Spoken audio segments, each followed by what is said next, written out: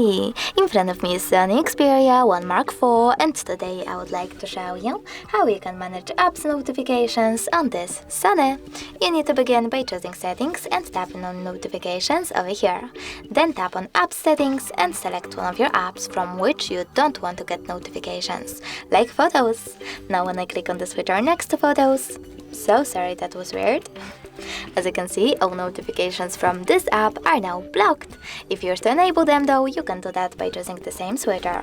But you can also just tap on one of your apps over here instead and manage all notifications by clicking on this switcher next to all Photos notifications.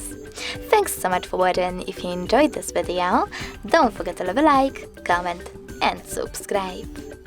Bye!